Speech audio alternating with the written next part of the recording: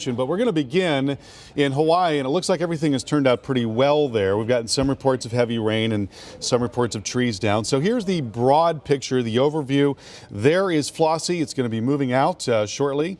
And then you've got Invest 99E south of Mexico. There is potential for that to develop as it makes its way over towards Hawaii, but probably will be a weaker system as it nears Hawaii. And then also there is the remnants of Dorian. There are the remnants of Dorian, and that's now moving up through the Bahamas, and with that we'll get some heavier rain in those areas. So first of all, Flossie, 35-mile-per-hour storm.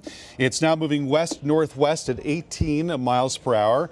Here's the forecast track from the Central Pacific Hurricane Center. It's actually, I believe, more towards Kauai right now, and will be coming out and moving away from the islands through the course of the day today. So things certainly improving all across the Hawaiian Island chain. Here's the satellite picture, and you can see the blow-up of thunderstorms that occurred over Maui and Honolulu in the overnight hours. And as a result, we saw late evening hours and overnight hours. And as a result, we did get some pretty gusty wind. Kahului gusted to 47. About 4,500 people are still without power in Maui, so there were some downed trees and power lines, obviously, but we have not heard of any sort of significant damage. Radar picture is looking a lot better right now. This is a radar loop over the last 3 hours. If you look closely here, you can see the center right there, right around Lahui, and that is Kauai. So it's now moving out, and the showers are really thinning out, as you can see. Rainfall totals have not been terribly high in Maui. Highest I've seen was 5.27.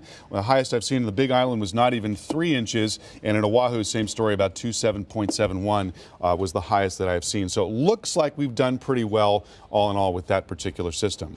So let's turn our attention to the remnants of Dorian, and we're getting our first visible pictures, and you can see there is a blow up of thunderstorms, not as significant as the one that we saw yesterday, and we don't expect it to be. There's still a big upper low here, and these lows can actually help with development. We can actually produce a little bit of rising motion, and that can help the thunderstorms to flare up. But you see the wind coming right through here.